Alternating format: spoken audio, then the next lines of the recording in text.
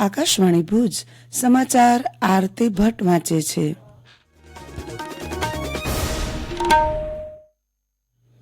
નમસ્કાર। લોકસભા ચૂંટણીના બીજા તબક્કા માટે આજે પ્રચારનો છેલ્લો દિવસ છે। આ પૂર્વે તમામ પક્ષોએ વિવિધ રાજ્યોમાં સભાઓ સંબોધી હતી। 13 રાજ્યો અને કેન્દ્રશાસિત પ્રદેશોની કુલ મળીને 89 બેઠક માટે આ શુક્રવારે મતદાન થવા જઈ રહ્યું છે।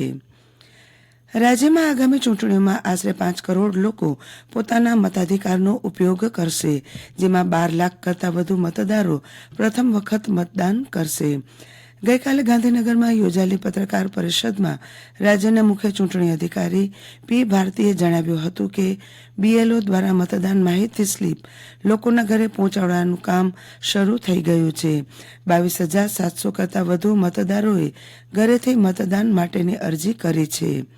અમદાવાદની પૂર્વ બેઠકના 1,820 મતદાન મથકોમાં 2 બેલેટ યુનિટનો ઉપયોગ કરવામાં આવશે। 28 એપ્રિલ રવિવારના રોજ સમગ્ર રાજ્યમાં 49,140 મતદાન મથકો ખાતેનું યુથ પોલિંગ સ્ટેશન અભિયાન હાથ ધરાશે। તેમણે વધુમાં કહ્યું હતું કે મતદાનની ટકાવારી વધારવા માટે રાજ્યભરમાં પખવાડિક સઘન મતદાન જાગૃતિ કાર્યક્રમનું આયોજન કરવામાં આવ્યું છે।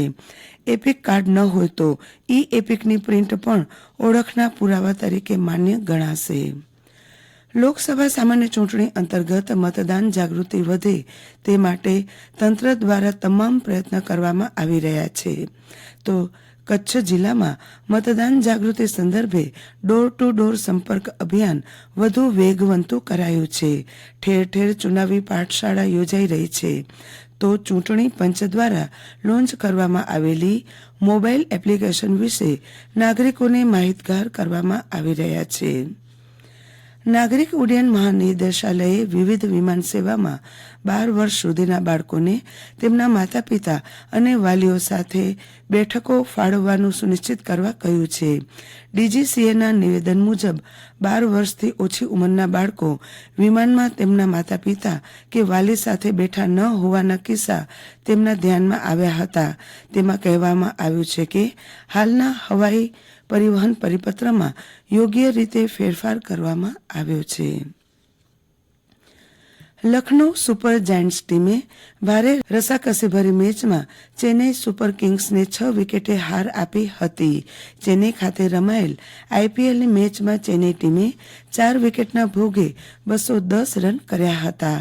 જવાબમાં લખનઉ ટીમે 4 વિકેટના ભોગે 213 રન કરી છેલ્લા બોલે મેચ જીતી લીધી હતી। બંને ટીમના ઋતુરાજ ગાયકવાડ અને સ્ટોયનિસે સદી નોંધાવી હતી।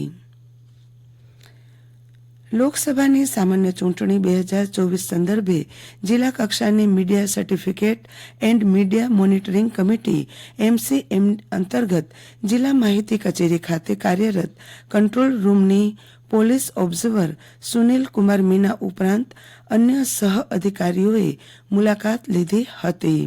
તેમજ MCMC કંટ્રોલ રૂમ ખાતે ટીવી ચેનલોનું રાઉન્ડ ધ ક્લોક મોનિટરિંગ તેમજ દૈનિક ચૂંટણીલક્ષી મીડિયા અહેવાલ વગેરે બાબતોની જાત માહિતી મેળવી હતી। રાજ્યમાં આગામી ચૂંટણીઓમાં આશરે 5 કરોડ લોકો પોતાના મતાધિકારનો ઉપયોગ કરશે, જેમાં 12 લાખ કરતાં વધુ મતદારો પ્રથમ વખત મતદાન કરશે। લોકસભા સામાન્ય ચૂંટણી 2024 સંદર્ભે જિલ્લા કક્ષા media certificate and media monitoring committee MCMC અંતર્ગત જિલ્લા માહિતી કચેરી ખાતે કાર્યરત કંટ્રોલ રૂમની મુલાકાત લેવામાં આવી હતી। આ સાથે સમાચાર બુલેટિન પૂરું થયું। નમસ્કાર।